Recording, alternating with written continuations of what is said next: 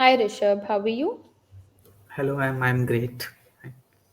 Okay, so first of all, congratulations on your placement with Excella as trainee analyst in trading profile. Thank you so much, ma'am. So, how are you feeling about the placement? Are you happy about the role offer? Did it meet your expectations? या sure ma'am actually मैं शुरुआत से ही trading profile के लिए prepare कर रहा था from the last year as I was looking for the SD profile so since Mm-hmm. Because earlier I was expecting that कि कॉलेज में ऐसी कोई कंपनी नहीं आती होगी कि जो ट्रेडिंग प्रोफाइल के लिए हायर कर रही हो या फिर बट बाद में मुझे पता चला कि हाँ ऐसा भी चीज़ पॉसिबल होता है कि कॉलेज में कंपनी आती है मुझे एक्सेला फ्यूचर फर्स्ट दो कंपनी के बारे में पता चला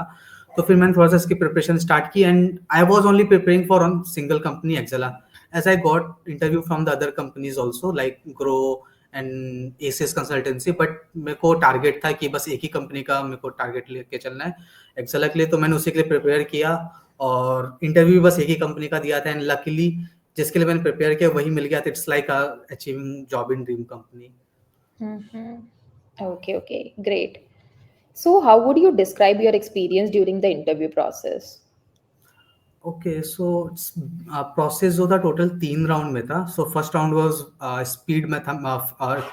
रिटन टेस्ट इसमें स्पीड मैथमेटिक्स थी एप्टीट्यूड था और जनरल क्वेश्चंस थे तो speed mathematics was like we have to do 6 minute we have to do 36 questions then next in 25 minutes we have to do 20 aptitude questions and next 5 minutes for the general questions so that was the Mm-hmm. first round then in the second round there was a gaming round in which we have to trade we out of in the first round we have got the selected near about 160 student out of 500 then from the Mm-hmm. 160 students in the second round that there was a team of 10 to 10 to 10 students in each group and we have to trade in between us तो उस 10 group में हम लोग को 4 round हुए थे कि हमें कोशिश करना था कि हमारा जो पीएनएल हो वो सबसे मैक्सिमम हो हमें लो में क्या कहते हैं बाय करना था और हाई में सेल करना था वो कोशिश की थी हमने टीम बनाई टीम के मतलब रैंडम लोग थे तो उसमें हमने टीम बनाई थी तो लकीली उस टाइम पे मेरा पीएनएल 2400 का गया था जो कि हाईएस्ट था उस टाइम पर सेकंड पीएनएल 800 का गया था सेकंड हाईएस्ट तो सेकंड राउंड में ये हमारा गेमिंग राउंड हो गया था फिर उसमें से 62 स्टूडेंट सेलेक्ट हुए थे इंटरव्यू प्रोसेस के लिए तो इंटरव्यू केवल सिंगल राउंड का हुआ था इंटरव्यू नॉर्मली 10 to 15 मिनट का इंटरव्यू था मेरा 35 मिनट का इंटरव्यू गया था उसमें काइंड ऑफ एक कन्वर्सेशन जैसा चल रहा था कि हाँ नॉर्मली सर ने कि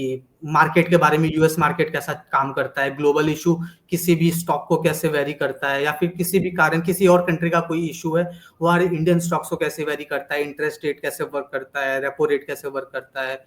इकोनॉमिक कैलेंडर कैसे रीड करते हैं ये सब अलग अलग चीज़ों पे सर ने डिस्कशन किया था उसके अलावा सर के ने भी काफ़ी नई नई चीज़ें बताई थी मुझे कि कैसे हम इकोनॉमिक कैलेंडर को और बाकी न्यूज़ को हम प्रैक्टिकल लाइफ में यूज़ कर सकते हैं तो as a conversation kind of वो इंटरव्यू था ना कि एक फॉर्मल इंटरव्यू जैसा Okay, understood. Great. So, how well did our pre-placement support, like mock interviews, reviews, etc., prepare you for this job? Okay so सबसे बड़ा इंपॉर्टेंट फैक्टर रहा था रेज्यूम के लिए कि रेज्यूम को मैं कैसे लेना है फीडबैक मुझे उन्होंने फीडबैक दिया कि रेज्यूमे में और क्या क्या इंप्रूव कर सकता हूँ मास के मुझे एलम्स से मैंने 3 मॉक इंटरव्यू शेड्यूल किए थे उन्होंने जिसमें से 2 रेज्यूम रिव्यू के रिगार्डिंग था तो उन्होंने मुझे बताया था कि और क्या क्या इंप्रूवमेंट होगा उसके कारण मुझे काफी नई चीजें भी पता चली कि मैं रेज्यूम में और क्या ऐड कर सकता हूँ apart from this speed mathematics जो कि सबसे इंपॉर्टेंट पार्ट था इस पूरे सिलेक्शन प्रोसेस का उसके लिए मास के कोर्स ने मुझे बहुत हेल्प किया कि स्पीड मैथमेटिक्स के राउंड को क्वालिफाई करने के लिए एंड एप्टीट्यूड राउंड के लिए जिससे मैंने बहुत अच्छी प्रैक्टिस मेरे को मिल गई थी वहां से करने के लिए Okay. So, looking back, is there anything you wish you had focused on more during college that would help in your current role? Okay या सो शुरुआत में जो ट्रेंड रहता है कि सब बच्चे आते हैं फर्स्ट ईयर और सेकंड ईयर में हमें एसडी करना है एसडी ही करना है सॉफ्टवेयर में जाएंगे तभी जॉब लगेगी अगर डीएसए नहीं किया तो नहीं लगेगी मेरा भी वही सीन था मैं शुरुआत में एसडी करता था डीएसए सॉल्व कर रहा हूँ क्वेश्चंस कर रहा हूँ उतना ज्यादा इंटरेस्ट नहीं आता था क्योंकि इससे पहले मेरे घर में थोड़ा मार्केट से रिलेटेड लोग जुड़े हुए पापा भी थोड़ा बहुत मार्केट में काम करते हैं मेरे जो अंकल हैं वो भी स्टॉक्स में इन्वेस्ट करते हैं तो मुझे थोड़ा सा इंटरेस्ट था बट मैंने सोचा था जब मेरी जॉब लग जाएगी मेरा खुद का पैसा होगा तब मैं इन्वेस्टमेंट करना स्टार्ट करूंगा तो इसलिए मैंने शुरुआत में एसडी की प्रिपरेशन की फर्स्ट ईयर किया मैंने सेकेंड ईयर किया थर्ड ईयर का इंटर्नशिप का जब पीरियड आया तब मुझे पता चला कि ऐसी कंपनियां भी होती हैं जो ट्रेडिंग प्रोफाइल के लिए ले जाती हैं तो उस टाइम से फिर मैंने डिसाइड किया कि जब इसमें मेरे पास ऑप्शन है, अपॉर्चुनिटी है, तो मैं इसमें आगे जा सकता हूँ। तो फिर मैंने वहां से स्विच किया। फिर एमएस कोर्स के बारे में पता चला मुझे, फिर वहां से मैंने कोर्स को परचेज किया, उसके बाद इनरोल किया।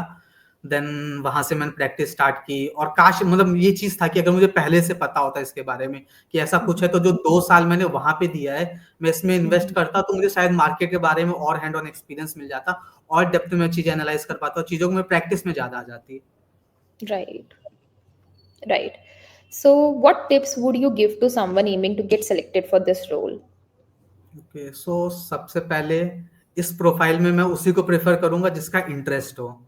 बिकॉज जाने से पहले बहुत लोग, मतलब ऐसा भी होता है कि, क्योंकि जो प्रोसेस एक जनरल प्रोसेस होता है, मेरा इंटरव्यू था वो मार्केट से रिलेटेड था, बट और भी बच्चे तो उनका इंटरव्यू नॉर्मली स्पीड मैथमेटिक्स का इंटरव्यू हुआ, तो उनसे बस स्पीड कैलकुलेशन करवा लिया, या फिर एकदम नॉर्मल से जनरल टर्म्स पूछ लिए। तो इसमें एज अ रैंडम बच्चे भी बहुत ज्यादा चले जाते हैं जो इस प्रोफाइल के बारे में जानते भी नहीं। वो सोचते हैं कि एनालिस्ट प्रोफाइल है, मैं वहां पे जाऊंगा, एसक्यूएल करूंगा, पाइथन पे कोड करूंगा, बट रियलिटी में वहां पे ऐसा होता नहीं है। हमको वहां पे जाके मार्केट पे आगे बैठना पड़ता है। और इस प्रोफाइल में ऐसा है, हमको 10 से 11 घंटे ऑफिस टाइम रहता है। हमें सुबह 10:30 बजे जाना होगा, 10:30 शाम तक ऑफिस टाइम रहेगा, तो पूरा दिन हमें वहां पे देना होगा। तो ये चीज हमें पहले से, क्योंकि फिर लोग जाते हैं 4 महीना, 5 महीना, 6 महीने बाद लोग बोर होने लगते हैं, फिर उनसे नहीं हो पाता है। तो इस चीजों पहले, अगर आप इस प्रोफाइल के प्रिपेयर कर रहे हैं, तो इन सब चीजों के बारे में पता कर लो। उसके बाद फिर अगर आपको स्टार्ट भी करना है, तो फंडामेंटल एनालिसिस से स्टार्ट करना चाहिए। सारे इंडियन स्टॉक्स के फंडामेंटल एनालिसिस, क्योंकि मैंने स्टार्ट किया तो 140 प्लस इंडियन स्टॉक्स का मैंने डीप एंड फंडामेंटल एनालिसिस किया था।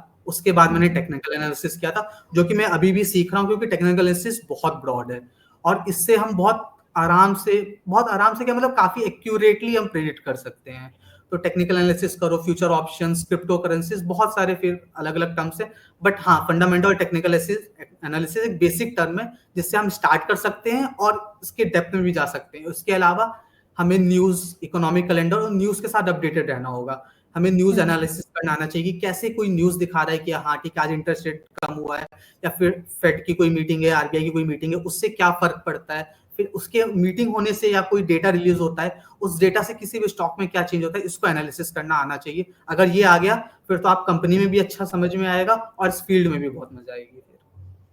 Okay, okay, understood. So, thank you so much, Rishabh, for sharing your placement interview experience with us. Thank you and have a nice day. Thank you and welcome ma'am.